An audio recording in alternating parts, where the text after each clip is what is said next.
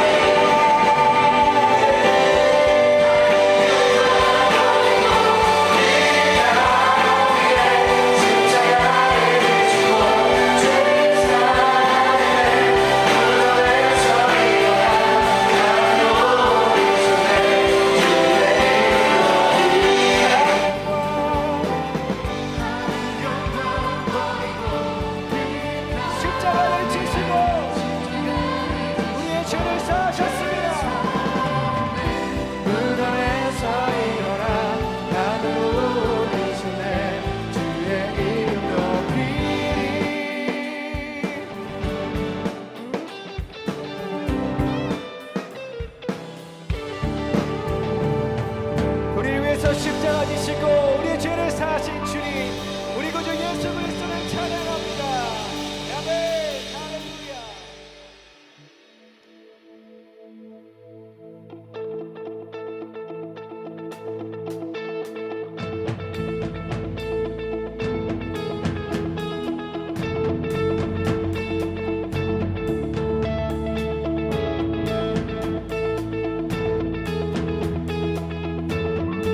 우리 주님의 이름을 찬양합니다.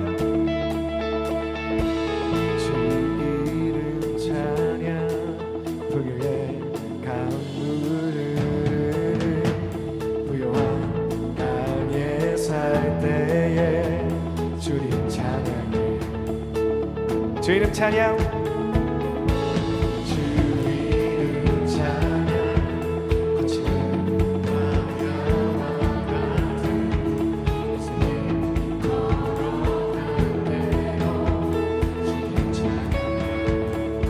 모든 축복 주신 주님, 모든 축복 주신 주님 찬양하리. 어떤 날이 다가와도 난 외치리. 주의 이름을 찬양해. 주의 이름을, 주의 이름을 찬양해. 영화로운 주 이름 찬양. 주 이름 찬양. 주 이름 찬양. 햇살이 나를 비추고 밤이 새롭게 될 때 주 이름 찬양. 주의 이름 찬양해.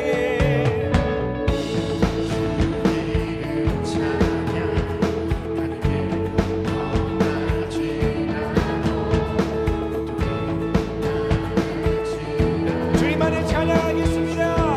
네. 모든 축복, 모든 축복 주신 주님 찬양하리. 어떤 날이 다가와도, 어떤 날이 다가와도 난 외치리. 주의 이름을 찬양해. 주의 이름을, 주의 이름을 찬양해.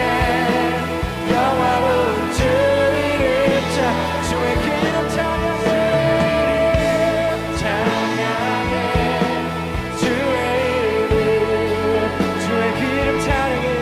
주의 이름을 찬양해. 영화로운 주 이름 찬양해. 주님을 주시며, 주님을 주시며, 주님을 찾으시네. 내 맘을 하는 말, 주 찬양하. 주님을 주시며, 주님을 주시며, 주님을 찾으시네. 내 맘을 하는 말, 주 찬양합니다. 오, 주의 이름을 찬양해. 주의 이름을, 주의 이름을 찬양해. 영화로운 주 이름 찬양. 주의 이름을 찬양해. 주의 이름을, 주 이름을 찬양해. 주의 이름을 찬양해. 영화로운 주 이름 찬양.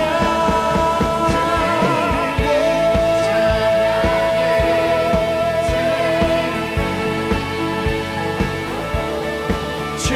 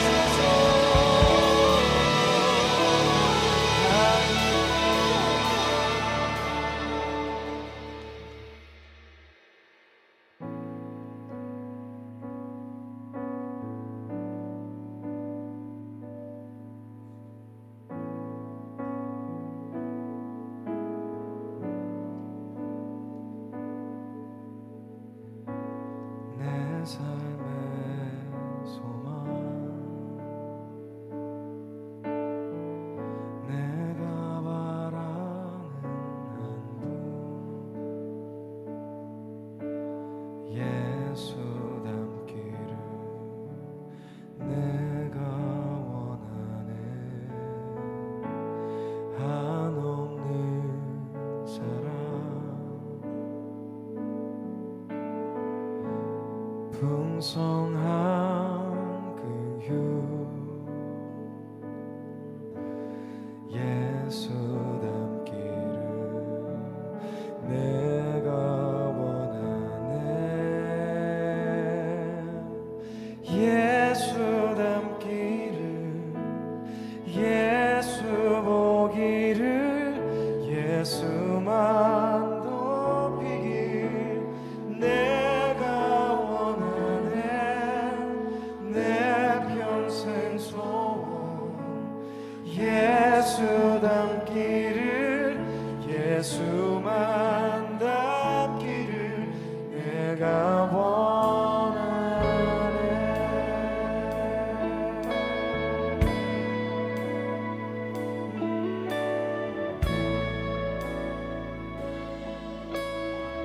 함께 고백하시겠습니다. 온유하시고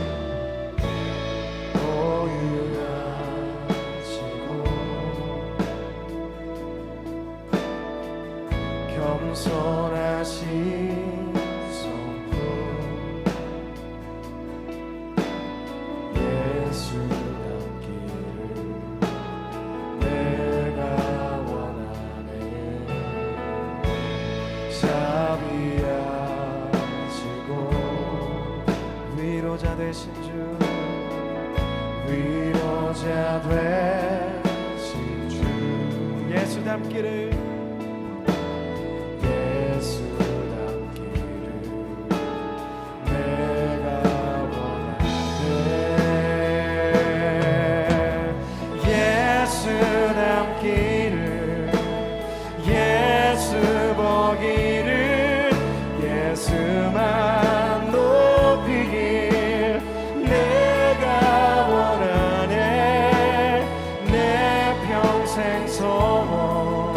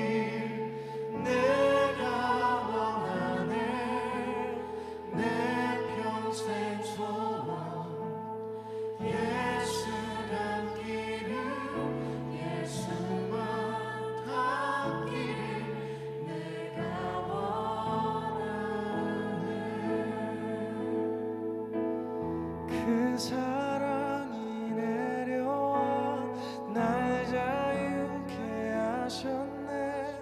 영원히 난 주님의 것.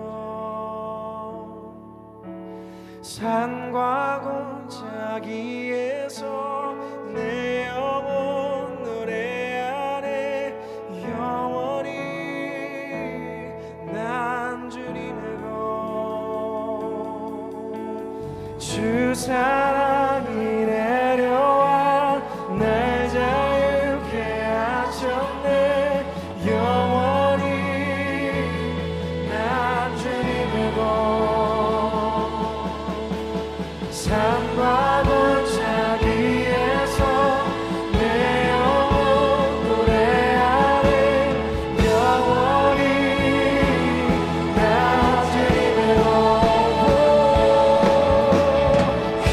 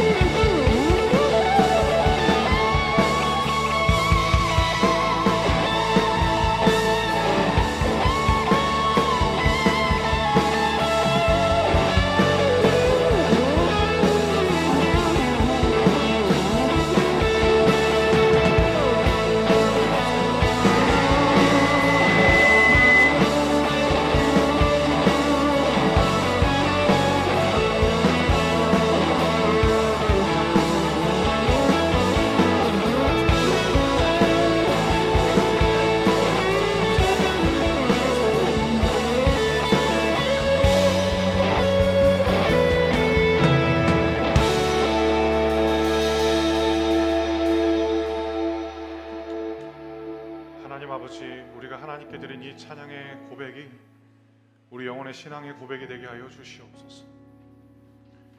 성령님께서 우리 예배를 인도하여 주셔서 은혜의 깊은 자리로 나아갈 수 있게 하여 주시옵소서.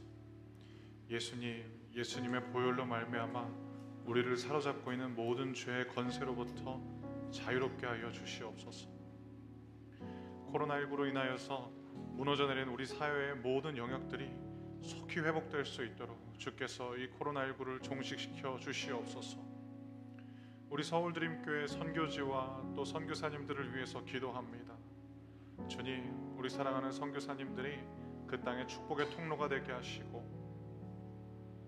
코로나19가 전 세계적으로 확산될 때 특별히 아시아인에 대한 차별들이 또 여러 이슈가 있는데, 하나님, 때론 우리 선교사님들이 조롱받고 또 배척받는다 할지라도 그들을 위해서 기도할 수 있는 중보자가 될 수 있게 하여 주시고, 복음 대신 우리 예수 그리스도로 말미암아 우리 사랑하는 선교사님들이 그 선교지에서 살아가는 삶의 모든 순간순간들이 아름다운 발걸음이 되게 하여 주시옵소서. 학교에서 공부하고 있는 우리 대학생들, 그리고 취직과 이직을 준비하고 있는 우리 사랑하는 모든 청년들, 그들의 삶의 자리자리마다 하나님이 늘 동행하여 주셔서 아버지여, 앞이 보이지 않는다라고 고백했다 할지라도 하나님을 묵상할 때 하나님이 나의 삶을 인도해 가신다라는 믿음의 메시지로 다시 시작할 수 있는 은혜를 내려 주시옵소서. 이 시간 말씀을 전하고 또 듣고 나눕니다.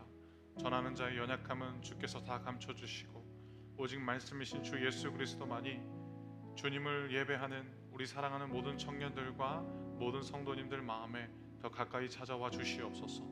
이 모든 말씀 우리 예배를 받으시기에 합당하신 주 예수 그리스도 이름으로 기도드렸습니다. 아멘.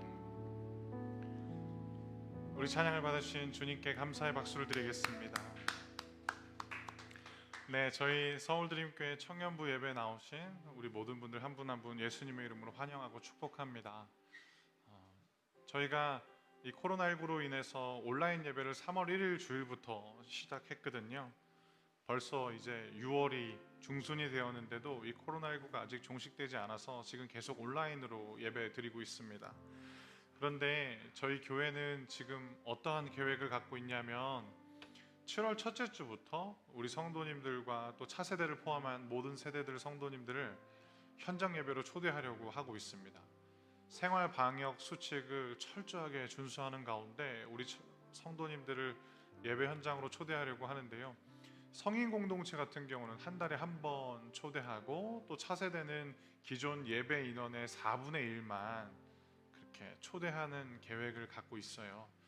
자세한 사항들은 우리 서울드림교회 홈페이지에 안내가 되어 있고, 저희 청년부는 어떻게 예배를 드릴 예정이냐면, 지금 우리가 예배드리고 있는 이 드림센터 지하가 환기의 문제와 또 공간의 협소함 때문에 청년들을 현장으로 초대하는 데 좀 어려움이 있습니다. 그래서 7월 첫째 주부터 우리 청년부는 주일 오후 4시 반 본당에서 예배를 드리도록 하겠습니다. 7월 5일이 되겠는데요. 예배 시간이 뒤로 조금 연기돼서 우리 청년들이 좀 혼란스러울 수도 있겠지만, 그래도 여러분들의 안전이 확보된 다음에 여러분들을 예배 현장으로 초대할 수 있기 때문에 교회가 이렇게 결정한 점에 대해서 여러분들 이해해 주시고요. 7월 5일부터는 우리 청년분들 현장 예배가 본당에서, 상문고등학교 체육관 본당에서 4시 30분에 시작된다는 점 여러분 꼭 기억해 주시길 바랍니다. 이 내용은 카카오톡 플러스 친구죠, 드림빌더스를 통해서 안내가 나갈 텐데, 아직 카카오톡 플러스 친구 신청하지 않으신 분들은 카카오톡에 그 검색창에 드림빌더스라고 치면 쉽게 친구 신청이 가능하니까요. 여러분 드림빌더스라는 이 카카오톡 플러스 친구를 통해서 우리 공동체의 소식을 들으셨으면 감사하겠습니다. 네, 이상으로 모든 광고를 마치겠고요. 여러분들과 함께 말씀 나눌 텐데요. 오늘 설교의 제목은 문제는 관계야인데, 먼저 고린도전서 13장 1절부터 8절 말씀을 함께 읽도록 하겠습니다. 여러분들이 보고 계시는 화면의 자막이나 또 여러분들이 갖고 계신 성경책을 통해서 같이 읽어주시면 감사하겠습니다. 내가 사람의 방언과 천사의 말을 하더라도 내게 사랑이 없다면 나는 울리는 종과 시끄러운 꽹과리와 다를 게 없습니다. 내가 예언하는 선물을 받고 모든 비밀과 모든 지식을 헤아리고 또 산을 옮길 만한 믿음을 가지고 있다 하더라도 내게 사랑이 없다면 나는 아무것도 아닙니다. 내가 내 모든 재산을 나누어 주고 내 몸을 불사르게 내어준다 하더라도 사랑이 없으면 내가 얻는 것은 아무것도 없습니다. 사랑은 오래 참습니다. 사랑은 친절합니다. 사랑은 시기하지 않습니다. 사랑은 자랑하지 않습니다. 사랑은 교만하지 않습니다. 사랑은 무례히 행동하지 않습니다. 사랑은 자기 유익을 구하지 않습니다. 사랑은 쉽게 성내지 않습니다. 사랑은 원한을 품지 않습니다. 사랑은 불의를 기뻐하지 않고 진리와 함께 기뻐합니다. 사랑은 모든 것을 덮어주며 모든 것을 믿으며 모든 것을 소망하며 모든 것을 견뎌냅니다. 사랑은 영원합니다. 예언은 있다가도 없고 방언도 있다가 그치며 지식도 있다가 사라질 것입니다. 아멘. 환경은 개인과 공동체에게 중요한 요소입니다. 살아온 환경 또 살아가는 환경은 개인뿐만 아니라 공동체의 정체성이나 특징에도 많은 영향을 끼칩니다. 하지만 환경이 모든 것을 보장하지는 않습니다. 좋은 환경 속에서도 나쁜 결과와 현상은 얼마든지 일어날 수 있다는 것을 우리는 종종 보아왔습니다.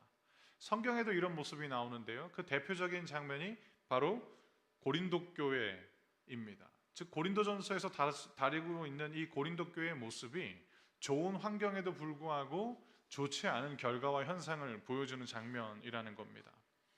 고린도 교회가 존재했던 이 고린도라는 도시는요, 1세기 로마 제국 내 큰 항구 도시였습니다. 교통도 발달했고 또 무역도 자연스럽게 활발해지다 보니까 경제 규모가 큰 도시였습니다. 한마디로 부자 도시였습니다.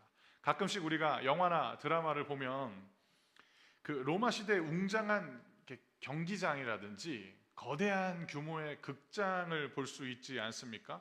바로 그 건축물이 고린도에 있었습니다.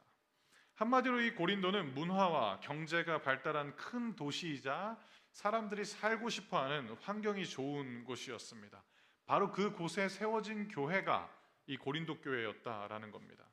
사도행전 18장은 바울이 이 고린도 지역에 1년 6개월, 그러니까 18개월 정도 머물렀다라고 기록하고 있는데요. 이 좋은 환경에 또 바울이라는 탁월한 신학자이자 선교사요, 너무나도 좋은 목사와 함께 시작한 교회가 고린도 교회였습니다. 그런데 놀라운 점은 신약 성경에 등장하는 모든 교회들 중에 제일 문제가 많았던 교회가 고린도 교회였다라는 겁니다. 교회 안에 다양한 은사가 넘쳐났습니다. 그런데 오히려 그 넘쳐나는 은사가 어떤 영향을 끼쳤느냐? 시기와 분쟁이 공동체에게 만연하게 되어버린 겁니다.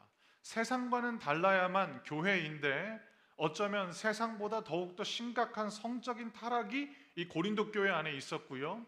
그리고 서로를 향해서 고발하고 마침내 끝내 법정의 송사까지 가는 심각한 다툼도 이 고린도 교회 안에 일어났습니다. 이뿐 아니라 신앙에 대한 지식이라든지 또 복음이 선물하는 영적인 자유로움을 앞세워서 신앙 양심에 따라 살아가는 사람을 공격하고 책망하는 일이 이 고린도 교회에 일어난 겁니다. 예를 들어서 쉽게 말씀드릴게요. 열심히 신앙생활하는 사람을 향해서 이렇게 얘기하는 거죠. 야, 니만 예수 믿냐? 나도 예수 믿는다. 적당히 좀 해라 라는 표현들, 또는 왜 그렇게 유난스럽게 혼자 예수 믿는 그 티를 내냐라는 말들, 그리고 너 왜 이렇게 시대에 뒤처졌냐? 요즘 누가 그렇게 사냐라는 걸 고린도 교회 내에서 신앙 양심을 지키고 있는 사람들을 향해서 교인들이 서로 비난했다라는 겁니다. 한마디로 고린도전서의 배경은 가장 좋은 환경에서 시작된 교회가 가장 많은 문제를 보이고 있는 역설적인 상황이었습니다. 이런 모습을 통해서 여러분들께 한 가지 더 말씀드리고자 하는 것은, 사랑하는 청년 여러분, 환경이 모든 것을 보장하지 않습니다.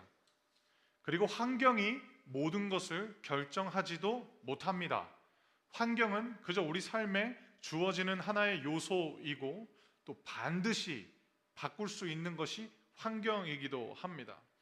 그렇기 때문에 환경으로 인해서 안심해서도 또 좌절해서도 안 됩니다.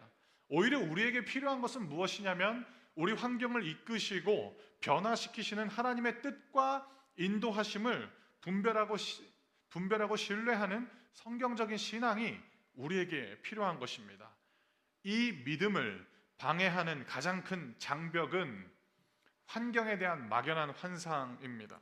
환경이 좋아야 모든 것이 가능하고 환경이 나쁘면 결국은 어쩔 수 없다라고 쉽게 포기해버리는 이 환경에 대한 환상이야말로 환경을 이끄시고 변화시키는 하나님을 향한 믿음을 가로막는 가장 큰 장벽인 것입니다. 이 환경에 대한 환상은 허상입니다. 환경이 아닌 하나님이 나를 이끄시고 결정하신다는 것을 날마다 자기 자신에게 선포해야 합니다. 이것이 성경이 우리에게 가르쳐 주시는 믿음인 겁니다.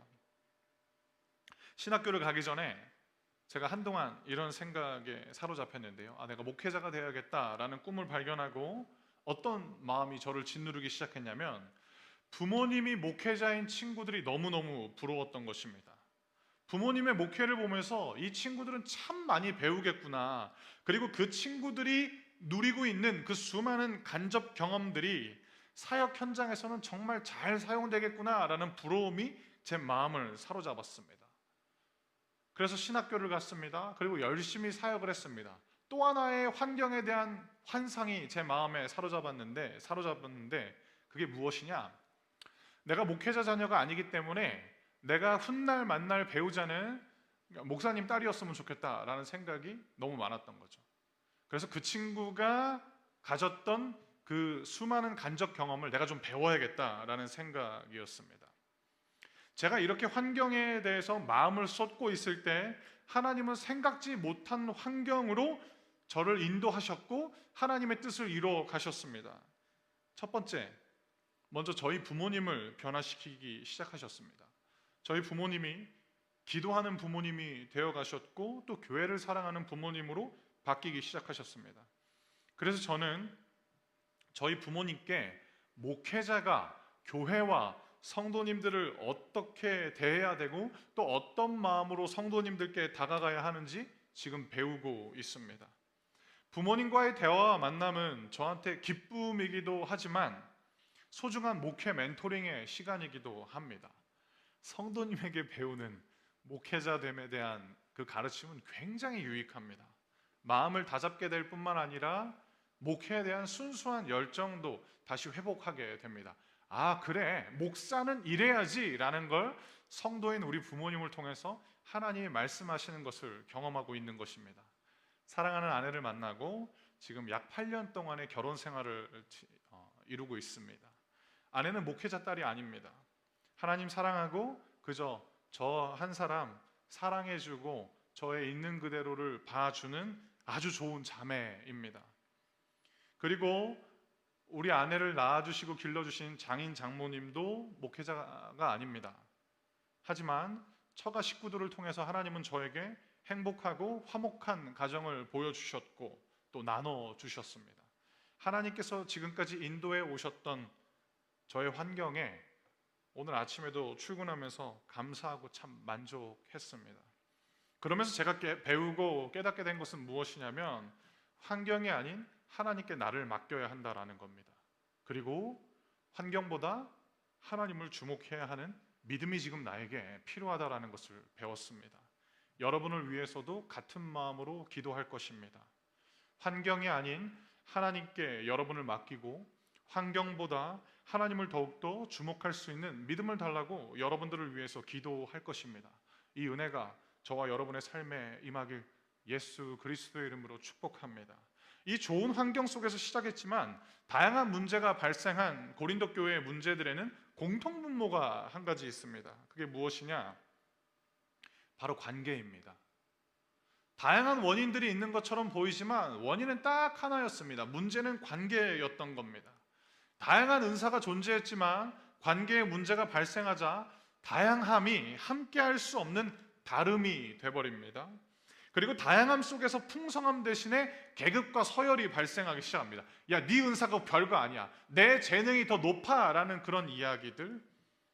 성적 타락 역시 곰곰이 생각해 보면 인간과 인간 사이에 있어야 될 건강한 관계가 왜곡되면 성적인 타락이 일어나는 것이고, 관계에 문제가 발생하자 예수 그리스도는 용서를 가르쳐 주셨는데, 그런데 교회가 그 용서를 감당하지 못하니까 세상 법정으로 가지고 가자라는 다툼과 갈등이 교회 안에서 점점 커지는 걸 보게 됩니다. 바울은 이 관계의 문제에 대한 유일한 해결책으로 방금 우리가 읽었던 고린도전서 13장을 쓴 것입니다. 이 고린도전서 13장의 내용은 바로 다른 사람을 사랑하는 삶입니다. 바울과 그가 기록한 서신서들을 연구하는 학자들은 이 고린도전서 13장 말씀을 바울 메시지의 정점이다라고 소개하고 있습니다. 그 이유는 다른 사람들을 사랑하는 삶이야말로 우리 주 예수 그리스도께서 가르쳐 주신, 또 보여주신 삶의 모범이요, 또 모든 기독교 윤리가 이 타인에 대한 사랑으로부터 시작됐기 때문입니다. 기독교에 있어서 무엇이 영원하고 또 근원적인 가치이냐라고 묻는다면 성경은 주저하지 않고 사랑이다라고 가르쳐주고 있습니다. 바울은 1절부터 3절을 통해 고린도 교회가 자랑했던 4가지를 알려주고 있는데요, 이 1절부터 3절 말씀을 제가 읽어드리도록 하겠습니다. 내가 사람의 방언과 천사의 말을 하더라도 내게 사랑이 없다면 나는 울리는 종과 시끄러운 꽹과리와 다를 게 없습니다. 내가 예언하는 선물을 받고 모든 비밀과 모든 지식을 헤아리고 또 산을 옮길 만한 믿음을 가지고 있다 하더라도 내게 사랑이 없다면 나는 아무것도 아닙니다. 내가 내 모든 재산을 나누어 주고 내 몸을 불사르게 내어준다 하더라도 사랑이 없으면 내가 얻는 것은 아무것도 없습니다. 아멘. 첫 번째는 1절에 나오는 방언, 그리고 두 번째는 2절에 나오는 예언과 지식, 또 여기서 나오는 예언은 성경을 해석하고 설교하는 능력을 의미하는 건데요, 그래서 이 예언과 지식은 같은 의미로도 볼 수 있습니다. 즉 성경에 대한 올바른 이해와 지식인 거죠. 세 번째는 산을 옮길 만한 믿음, 이것은 하나님의 능력이 나타나는 강력한 믿음을 뜻하는 것이고, 마지막 4번째는 3절에 나오죠. 자신의 전부를 내어주는 엄청난 자기 희생입니다. 이것이 고린도 교회 안에 있었던 은사들이고 고린도 교회가 스스로를 자랑했던 요소들입니다. 그리고 실상 우리 역시 자주 구하는 기도의 제목들이기도 합니다. 1절부터 3절 말씀에 나오는 이 4가지 요소에 대해서 조금 더 살펴보려고 하는데요, 먼저 1절에 나오는 2가지 방언은 사람의 방언, 천사의 말입니다. 사람의 방언은 한마디로 외국어 방언이에요. 많이 사모하시죠? 영어 방언 터졌으면 좋겠고 중국어 방언 터졌으면 좋겠는데, 그러니까 그런 개념입니다. 배운 적 없는데 다른 나라의 언어로 하나님의 큰 일을 선포해 버리는 거죠. 이 대표적인 게 이제 사도행전 2장에 나오는 모습인 거고, 두 번째 개념인 이 천사의 방언은 기도와 관련된 은사로 볼 수 있는데, 이제 외국어 수준이 아니고 이 땅에서 존재하지 않으나 천상에 존재할 거다라고 기독교 전통이 이해해왔던 그런 방언입니다. 여러분들 기도하실 때 아무도 그 뜻을 이해하지는 못하지만 여러분들을 더 깊은 기도의 자리로 인도하는 그러한 방언들, 그것이 바로 천사의 방언인 것입니다. 두 은사 모두 성령께서 주셨습니다. 하지만 바울은 만일 이 은사 안에 다른 사람을 향한 사랑이 없다면 천사의 말도 아니고 또 사람의 방언도 아니고 그저 울리는 종과 시끄러운 꽹과리와 다를 바 없다라고 말하는 것입니다. 여기서 등장하는 울리는 종과 시끄러운 꽹과리는 단순히 듣기 싫은 어떤 타악기 소리가 아니고요, 이방 신에게 제사 지낼 때 사용했던 타악기 소리를 말하는 겁니다. 즉 바울은 다른 사람을 향한 사랑이 없는 모든 은사와 사역을 지금 전면적으로 다 부인해 버리는 겁니다. 하나님을 위해서 하나님의 이름으로 한다고 했으나 타인에 대한 사랑이 없다? 그럼 하나님 받지 않으신다라는 거죠. 우상 숭배랑 똑같다라고 이야기를 하는 겁니다. 두 번째로는 2절과 3절에서도 동일하게 나타나는 원리인데, 탁월한 성경 지식을 갖추고 있거나 하나님의 기적을 확신하고 실제로 믿음을 가지고 흔들리지 않고 굳건히 나아간다 할지라도 타인에 대한 사랑이 없다면 아무것도 아니다라는 거죠. 공허하고 무의미하다라는 겁니다. 자신의 전부를 내어주는 희생을 한다 할지라도 그 안에 타인에 대한 사랑이 없다면 자기 만족인 거죠. 착한 사람 컴플렉스에 걸린 사람들 있잖아요. 타인으로부터 너 진짜 좋은 사람이야 라는 말을 안 들으면 불안한 것. 그런데 자기 만족으로 타인을 위해서 희생한다라는 것은요, 실상은 매우 좁은 마음입니다. 왜냐? 그 안에 자기 희생은 있을지 몰라도 타인을 위한 공간은 그 어디에도 없기 때문입니다. 그 희생도 결국 아무 유익이 없는 고생일 뿐입니다. 신비로운 영적인 은사, 성경과 신앙에 대한 해박한 지식, 흔들리지 않는 믿음, 엄청난 자기 희생은 모두 고린도 교회가 자랑했던 것이었습니다. 그런데 한 가지 유추해 볼 수 있는 것은 고린도 교회가 경제 도시였잖아요. 그래서 아마 이 1세기 기독교 공동체에서 헌금 제일 많이 했을 수도 있어요. 그러니까 자기 희생을 자랑하는 거죠. 굉장히 교만해질 수 있는 거죠. 너 헌금 얼마 했어? 얼마 전에 예루살렘 교회 힘들었는데 니네 헌금 얼마 했니? 우리 이만큼 했어! 라는 그 자랑. 거기에 타인에 대한 사랑이 없다라는 거죠. 그리고 타인에 대한 사랑이 없는 그들의 자랑거리는 결국 갈등의 원인으로 바뀌었다라는 것입니다.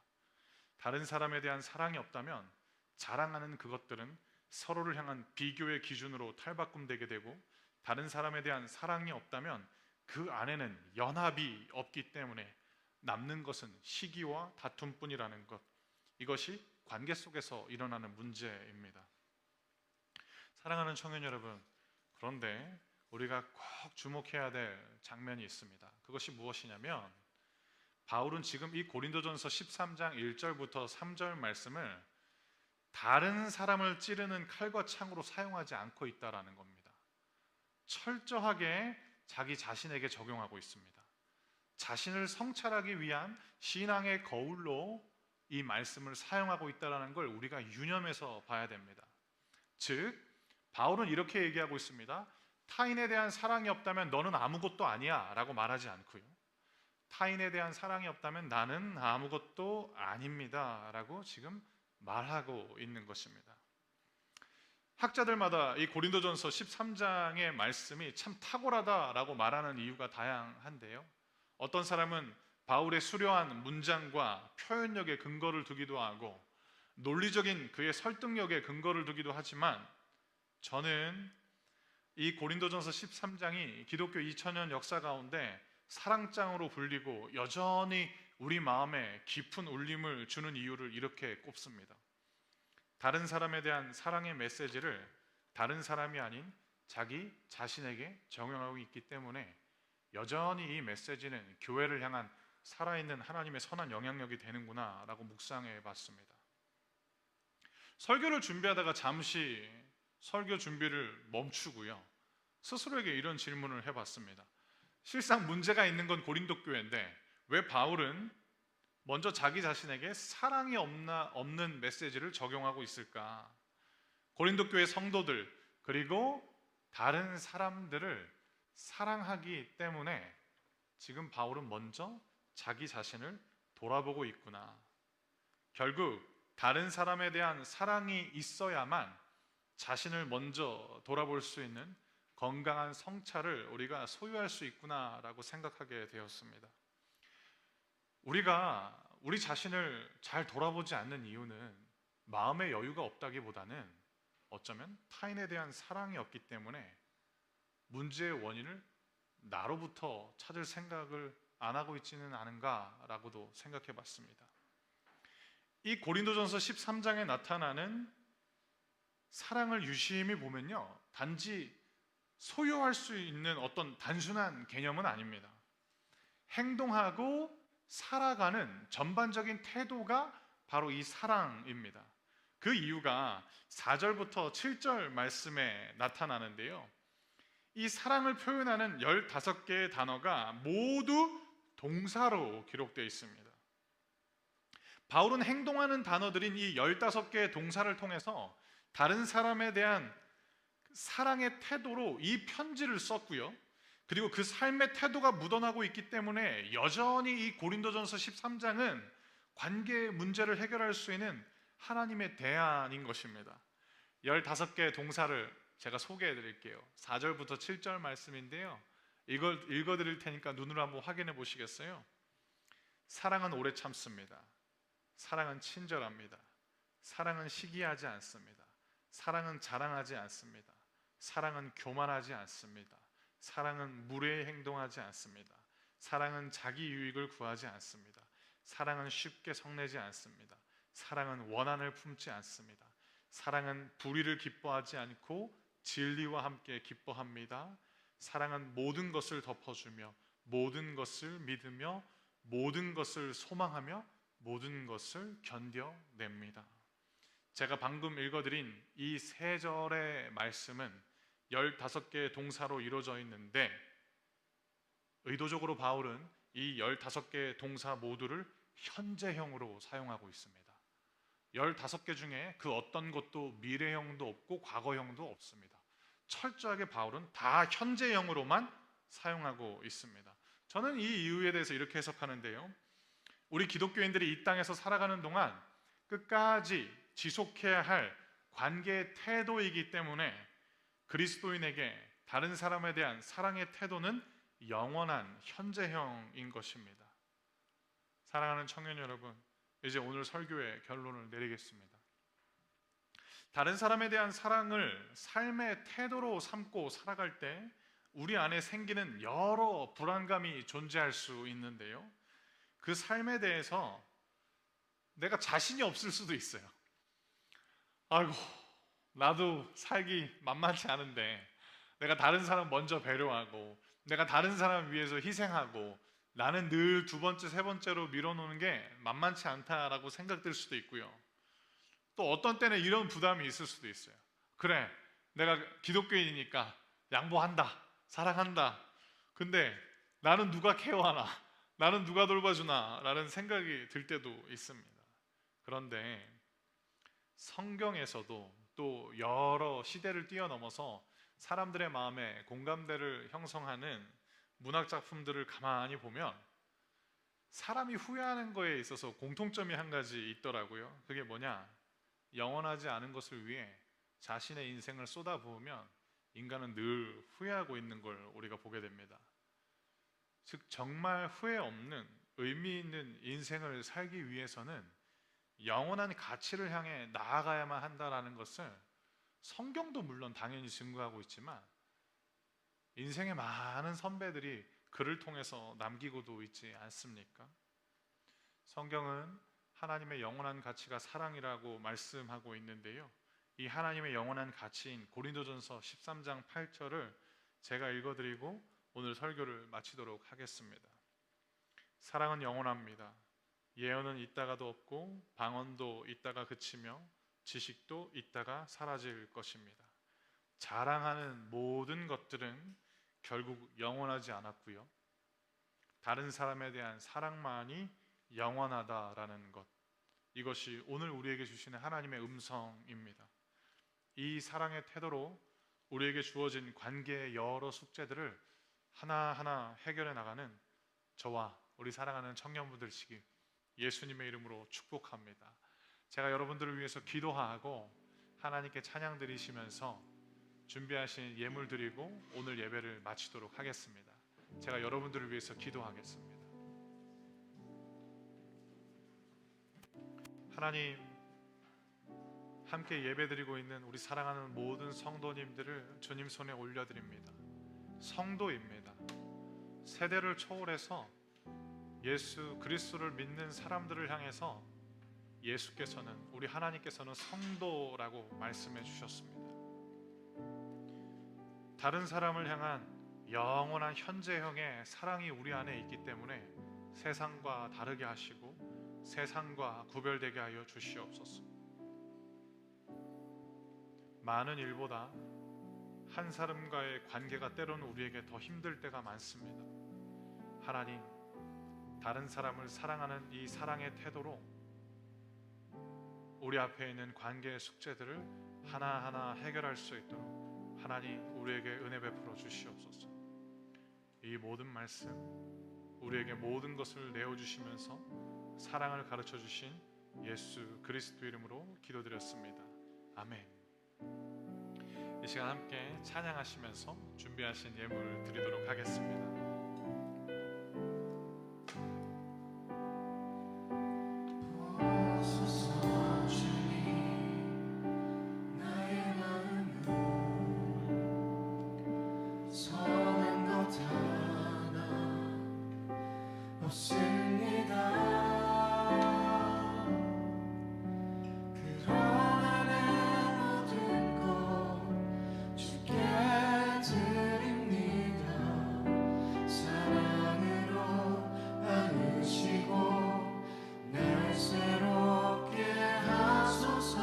오소서 주님, 오소서 주님, 나의 마음은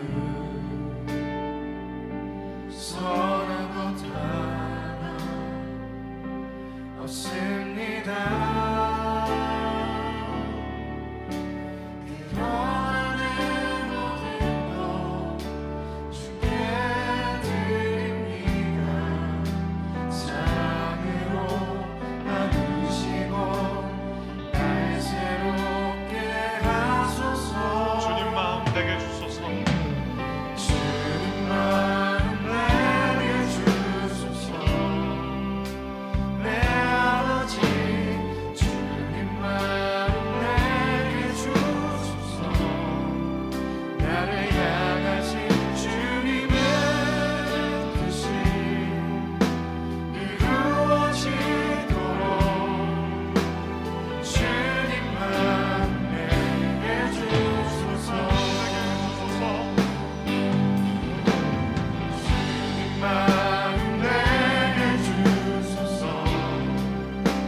내 아버지 주님 마음 내게 주소서.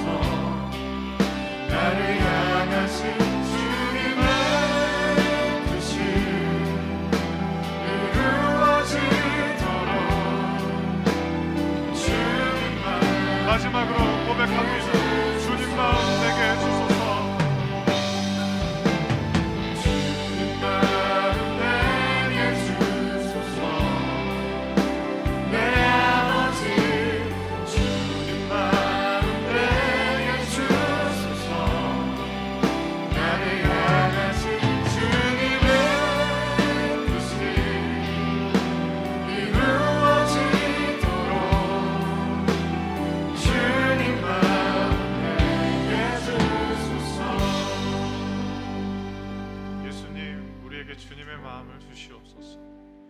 그 어떤 것도 자랑하지 않게 하시고 예수 그리스도의 이름만 자랑하게 하시고 우리들의 삶의 모범이신 예수님 닮아서 우리에게 붙여주신 사람들을 사랑하며 살게 하여 주시옵소서. 예수님, 우리의 힘으로는 사랑할 수 없음을 고백합니다. 회피가 아니라 이것이 사실이기 때문입니다. 예수 그리스도의 은혜와 능력으로 우리에게 붙여주신 사람들 사랑하게 하여 주시옵소서.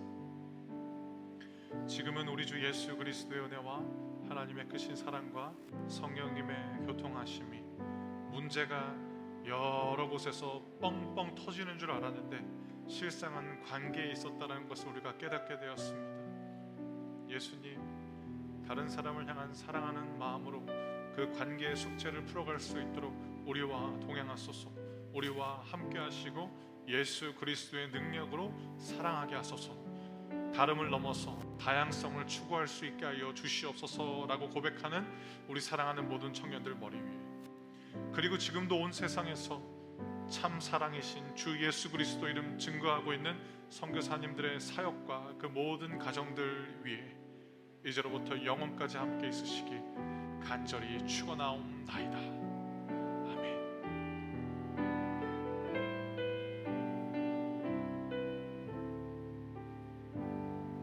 우리 예배를 받으신 하나님께 감사의 박수를 드리겠습니다. 모든 예배가 마쳤습니다. 한 주간도 평안하십시오.